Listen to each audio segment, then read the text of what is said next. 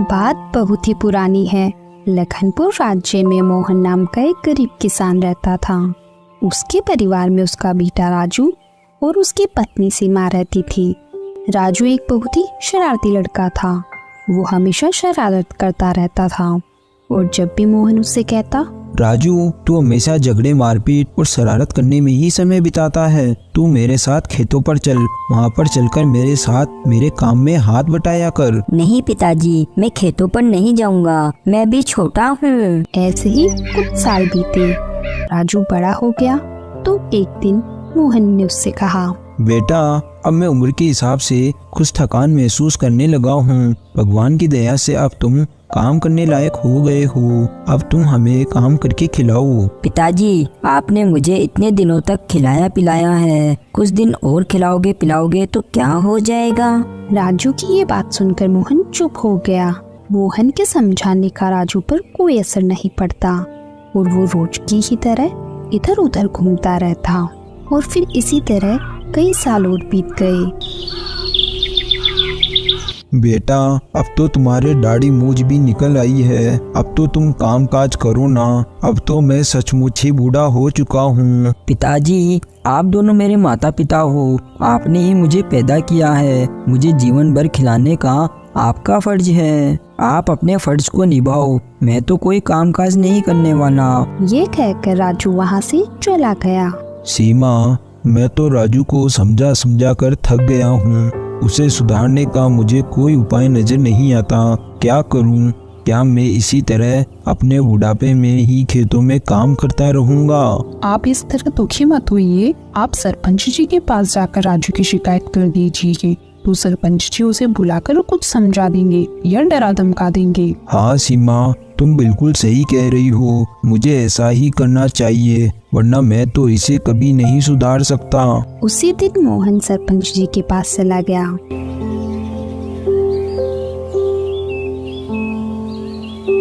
सरपंच जी मैं बहुत ही बड़ी मुसीबत में हूँ, अब आप ही मुझे उस मुसीबत से बचा सकते हैं। कहो मोहन, तुम्हें क्या परेशानी है? सरपंच जी मेरा एक ही बेटा है राजू, इस आस के साथ कि वो बुढ़ापे में मेरा सहारा बनेगा।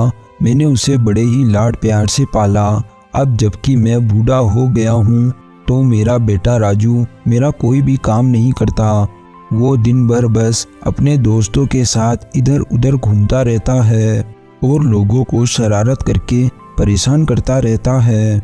और जब मैंने उसे समझाया तो वो मुझसे कहता है कि वो जीवन भर कोई काम धाम नहीं करेगा, मुझे उसे जीवन भर काम करके खिलाना पड़ेगा। तुम्हारा बेटा तो बहुत स्वार्थी है, लेकिन कोई बात नहीं, मैं इसे सबक जरूर सिखाऊंगा। रमेश तुम जाकर इसके बेटे राजू को बुलाकर लेकर आओ। फिर सरपंच जी का आदमी जल्दी से गया और राजू को ढूंढकर सरपंच जी के पास ले आया।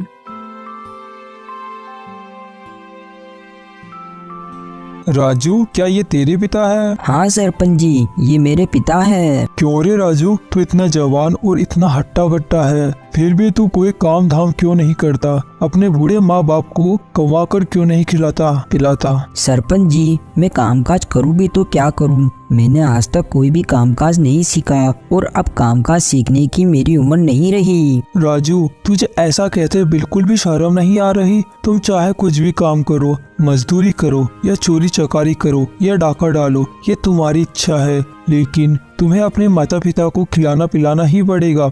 और खबरदार, अगर मुझे फिर से तुम्हारे खिलाफ कोई शिकायत सुनने को मिली तो मैं बिल्कुल भी तुम्हें बख्शूंगा नहीं। सरपंच जी की ये बात सुनकर राजू मन ही मन सोचने लगता है। पिताजी ने सरपंच जी से मेरी शिकायत करके बिल्कुल भी अच्छा नहीं किया। यहाँ सरपंच जी ने मेरी कितनी बेइज्जती कर दी। फिर राजू और मोहन अपने घर आ जाते हैं। फिर अगले दिन सुबह होने पर, अरे तू सुबह सुबह बन ठन कर कहाँ जा रहा है? पिताजी आपने कल मेरी सबके सामने बहुत बेइज्जती करवाई थी, इसलिए मैंने सोच लिया अब मैं इस घर को छोड़कर जा रहा हूँ। आज के बाद आपको गांव वालों से मेरे लिए कुछ भी सुनने को नहीं मिलेगा। ठीक है पिताजी, अब मैं जा रहा हूँ। अब मैं आपको तभी मेरी शक्ल दिखाऊंगा जब मैं कुछ बन जाऊंगा। अरे अरे राजू मेरी बात तो सुनो। लेकिन राजू मोहन की एक न सुना और वहाँ से चला गया। ये इसको अब नया ही भूत सवार हुआ है। मैं भी देखता हूँ कितने दिन घर के बाहर रहता है। और उधर राजू चलते चलते गांव से निकलकर एक जंगल में पहुंच गया।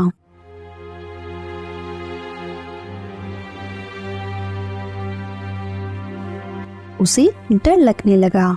हे राम, मैं ये कहाँ आ गया? मुझे तो यहाँ केवल दूर दूर तक जंगल ही दिखाई दे रहा है और यहाँ जरूर जंगली जानवर भी रहते होंगे। मैं तो घर से ये सोचकर निकला था कि अब मैं कुछ बनकर ही पिताजी को अपनी शक्ल दिखाऊंगा, लेकिन अब मैं यहाँ आ ही गया हूँ तो आगे चलता हूँ। क्या पता मेरी फूटी किस्मत चमक जाए। ऐसा सोचकर राजू आगे बढ़ गया।